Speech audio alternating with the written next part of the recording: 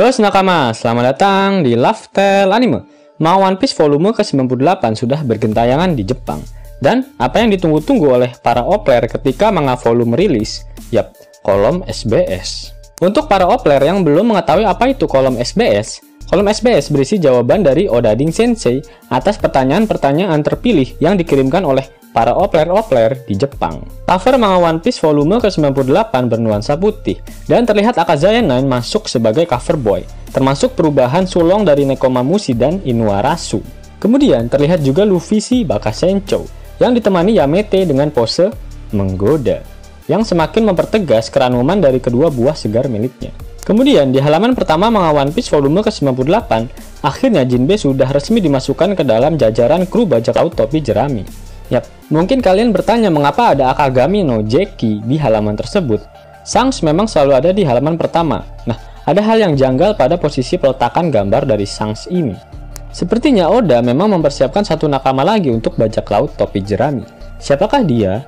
Yamete, Otama, Carrot, atau Vivi? Pertanyaan pertama datang dari Purnomo. Dia memberitahukan Oda jika ibunya sering sekali kentut setiap harinya. Apakah ibunya adalah pemakan buah iblis Koki Koki no Mi? Oda Sensei dengan sabar dan ikhlas menjawab pertanyaan absurd dari Purnomo ini. Tidak. Itu menandakan jika organ dalam milik ibumu bekerja dengan baik dan normal. Pertanyaan kedua datang dari seorang wanita. Kita sebut saja dia Mawar.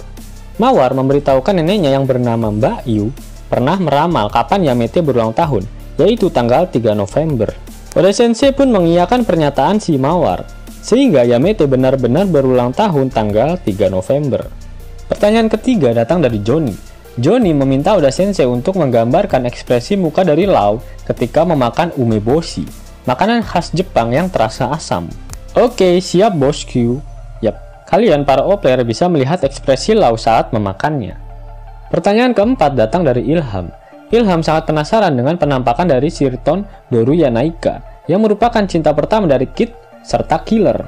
Oda pun menggambarkan penampakan Shirton untuk Ilham, dan penampakannya terlihat seperti pada gambar. Pertanyaan kelima yang tak kalah absurd datang dari Kurniawan, saudara dari Ilham. Dia mengatakan jika dirinya menggunakan haki raja pada adiknya yang berumur 1 tahun, namun dia hanya tertawa melihat ekspresi anehku. Oda pun menjawab jika adiknya memiliki potensi besar untuk menjadi seorang raja. Apakah ini hanya candaan saja, atau ada maksud terselubung dari sosok Oda Sensei? Yap, kita ketahui jika Luffy the Next Pirate King memiliki sifat riang gembira, seperti adiknya Kurniawan. Dan apakah hal ini juga berhubungan dengan Joy Boy, yang memiliki arti bocah girang? Nah, Mimin pernah berteori mengenai hubungan tersembunyi dari mimpi yang dimiliki oleh Luffy dan Roger, yang berhubungan dengan mimpi si bocah girang Joy Boy. Dan semua itu berhubungan erat dengan kegirangan. Yang belum nonton, linknya ada di pojok kanan atas ya nakama. Next, pertanyaan ke-6 datang dari Bunga. Odachi, sepertinya aku melihat sesuatu di chapter 977. Ketika Nami memeluk Jinbe, aku melihat Sanji yang nangis di pojokan sambil menggigit sapu tangan. Mantap, mantap. Matamu memang sangat jeli. Oda mengatakan jika di pojokan memang ada Sanji yang dipenuhi hawa cemburu. Namun gambarnya terpotong karena format dari manganya. Jadi, jika kalian menggunakan imajinasi liar kalian, maka penampakan Sanji yang menangis di pojokan akan terlihat seperti ini. Pertanyaan ketujuh datang dari Ferguso. Dengan tulisan ceker ayamnya, dia bertanya pada Oda Sensei, jika Luffy memiliki gear 4, apakah Luffy nantinya juga akan memiliki gear 5? Oda pun menjawab dengan sedikit guyonan. Apakah Luffy memiliki gear 5? Saat ini Luffy sedang melawan seekor makhluk astral yang dikatakan sebagai makhluk terkuat di dunia saat ini. Dan mengingat di dunia nyata pun mengalami perkembangan, contohnya saat ini 4G sudah beralih ke 5G. G di sini berarti gear kan? Yap, Oda menjawab mengenai gear 5 dengan sangat nyeleneh. Apakah ini clue yang sangat membagongkan jika Luffy benar-benar akan mengeluarkan gear kelima saat melawan Kaido nantinya? Pertanyaan ke-8 datang dari penggemar Ulti Chuan. Hey Odachi, pada manga One Piece chapter 978, ketika Ulti mengakhiri kalimatnya dengan kata-kata Arinsu, PIP langsung kesal dan mengatakan jika apakah ini adalah akhiran kata anehmu yang lainnya? Sebenarnya, akhiran kata aneh apa yang diucapkan oleh Ulti Chuan sebelumnya? Oda pun menjawab pertanyaan ini. Sebelumnya ulti menggunakan kata Gonsu, yang merupakan kata jadul dari Gozaru. Sebelum debutnya, ulti pernah mengatakan ini pada page 1. "Oh, Pei, adik kecilku yang malang, Gonsu." Namun, saat ini ulti lebih senang menggunakan kata Arinsu. Nah, Arinsu sendiri adalah variasi jadul dari kata Arimasu, dan biasanya digunakan oleh para PMK, alias pekerja mantap-mantap komersial di Jepang tempo dulu. Pertanyaan ke-9 membicarakan mengenai struktur organisasi dari Angkatan Laut, dan Oda pun menjabarkannya dengan sangat detail. Saat ini jabatan Fleet Admiral sebagai kedudukan tertinggi Angkatan Laut dipegang oleh Asuzuki, alias Bakainu. Kemudian di bawahnya ada 3 admiral, yaitu Borsalino alias Kizaru, lalu ada Issho alias Fujitora, dan Ryokugyu. Di bawah admiral ada Vice Admiral yang terdiri dari Garp, Suru, John Giant, Doberman, Onigumo, Momonga, Yamakaji, Strawberry, Bastille, Maynard, Gion alias Momosagi, Tokikake alias Chaton, Smoker, dan Chomil. Pangkat di bawahnya ada Rear Admiral yang terdiri dari Hina dan T-Bone. T-Bone sepertinya naik pangkat di mana saat Arc Ennis Lobby dia masih berpangkat Kapten. Lalu di bawahnya ada pangkat Commodore yang berisikan Brand New dan Yarisugi. Kemudian di bawahnya ada Kapten Tashigi dan Kobe. Kemudian di bawah Kapten ada Commander alias Kolonel. Kemudian di bawahnya ada Letnan Kolonel, Helmepo, Full Body, dan Django, yang sebelum time skip hanya berpangkat Seaman Recruit alias Krocho. Lalu pangkat-pangkat di bawahnya bisa kalian lihat sendiri di layar. Dengan pangkat terendah adalah Chore Boy alias OB. Terdapat honorable mention diantaranya adalah Sengoku yang saat ini memiliki pangkat Inspektur Jenderal. Lalu Aokiji, sang mantan admiral yang dirumorkan sedang PDKT dengan bajak laut Teach. Kemudian ada Diaz Drake, mantan Rear Admiral. Kemudian ada almarhum Corazon dengan pangkat kolonel. Pertanyaan ke-10 datang dari penikmat bajak laut kebun binatang milik Kaido. Dia menanyakan apakah semua pasukan Kaido berhubungan dengan permainan kartu. Oda Sensei mengiyakan pertanyaan tersebut. Dia mengatakan seluruh All Stars Kaido, Tobiropo, Numbers, dan Headliner, kecuali Drake, Hawkin, dan Apo, semua namanya berhubungan dengan permainan kartu. Seperti King, Queen, Jack, dan para Numbers dari 1 sampai 10. Nah, dari pernyataan Oda di sini dapat disimpulkan jika tidak ada kartu as dalam bajak laut kebun binatang milik Kaido. Kemudian Oda sebenarnya sengaja memberikan Doflamingo dengan nama alias Joker, karena sebelumnya Oda berencana membuat plot jika Luffy dan aliansi akan melawan Doflamingo di Arc Wano.